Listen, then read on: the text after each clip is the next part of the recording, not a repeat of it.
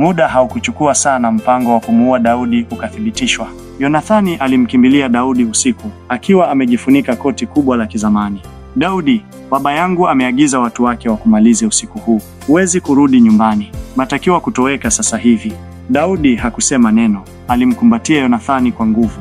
Mioyo yao iligongana na kimya kikavunja sauti. Rafiki wa kweli anajulikana si wakati wa shangwe, bali wakati wa hatari. Daudi akaondoka na mwanga wa mwezi, akivaa koti la kawaida na kubeba begi lake dogo. Hakuchukua hata gitaa lake. Hakutaka chochote kitambulishe yeye ni nani. Alienda kusiko na jina. Akafika kwenye pori la Adulam, sehemu ya miamba, mapango na giza. Ndiko alikojificha. Lakini hata huko, Mungu alikuwa na mpango.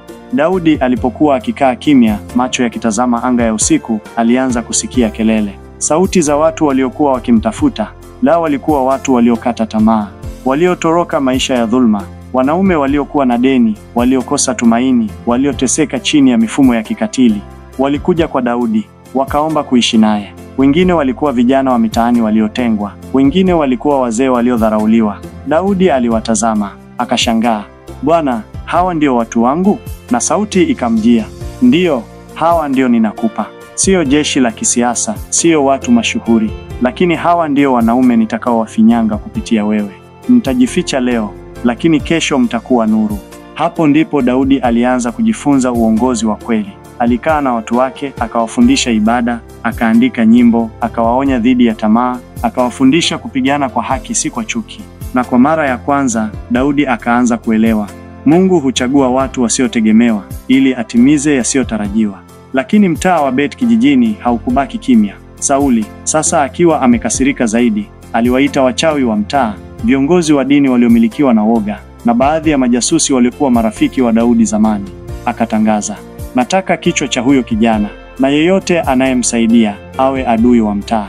Giza lilianza kuenea si tu kimwili, bali kiroho. Watu wakaanza kusema kwa sauti, huyu kijana alipambana na jitu, sasa anatoroka binadamu. Lakini wale wa mapango walijua kinachotafutwa si Daudi wa mwili, bali taifa jipya linalochipuka kutoka kwake. Siku moja, Daudi alikuwa wakifanya mazoezi ya mikono, sio kwa vita tu, bali pia kwa ibada. Walikuwa wakijifunza kupiga ala, kuimba, hata kusimulia hadithi. Aliamini kwamba wapiganaji wa kweli ni wale wanaoweza kupigana na giza bila kulichukia. Ndipo kijana mmoja alikimbia kutoka mbali, jasho likimtoka, macho ya hofu yakimwangalia Daudi. Akasema kwa sauti ya kugugumia, kuna mgeni anakuja. Anasema alitoka mtaa wa Beth kijijini. Jina lake ni Malki. Alikuwa upande wa Sauli. Watu wakaanza kusogea na kuchuchumaa kwa tahadhari. Mikuki ikashikwa kwa nguvu na macho yote yakamwangalia Daudi. Lakini yeye, akiwa na utulivu, alisema, mwacheni aingie. Giza likikimbilia mwanga, huenda limechoshwa na giza lenyewe. Malki aliingia, akainama mbele ya Daudi. Mavazi yake yalionyesha kuwa alikuwa mtu wa daraja la juu. Huenda alikuwa mshauri au mlinzi wa karibu wa Sauli. Akasema, nimekuja kwa sababu moyo wangu haukupata amani. Nimeona unavyoishi bila silaha nyingi, bila hofu, lakini bado upo hai. Nimeona watu wako walikuwa watumwa wa hofu, sasa wanaimba. Hili halitoki kwa mwanadamu. Nilijua lazima uko upande wa Mungu. Daudi alimtazama kwa muda mrefu, kisha akasema, karibu. Lakini fahamu hapa hatutafuti maisha ya kifalme. Tunatafuta maisha ya kweli. Malki akaweka chini mkufu wake wa dhahabu, ishara ya mamlaka yake ya zamani. Akasema, sitaki tena heshima ya giza, nataka uhuru wa kweli. Tukio hilo likawashangaza wengi. Lakini siku hiyo Daudi akajua kuwa giza linaweza kuvunjika, si kwa vita tu, bali kwa ushuhuda wa maisha. Lakini haikuchukua muda, maneno yakamfikia Sauli kuwa mmoja wa watu wake wa ndani amegeuka. Hasira ya mfalme wa giza ikazidi. Sauli sasa akatuma kikosi maalum, si cha wapiganaji wa kawaida, bali watu waliopakwa na pepo wa kutisha, wakitoa sauti ya unabii wa uongo na kuchafua kila mahali walipopita. Leteni jina la Daudi litoweke kabisa, aliagiza. Wakaenda na laana.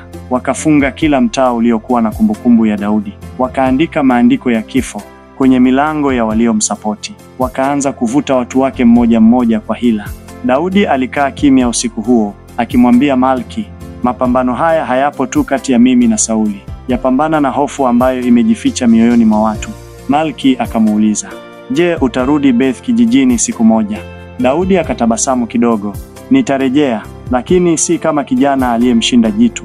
bali kama mtu anayebeba nuru ya kubadilisha taifa. Je, nini kitaendelea?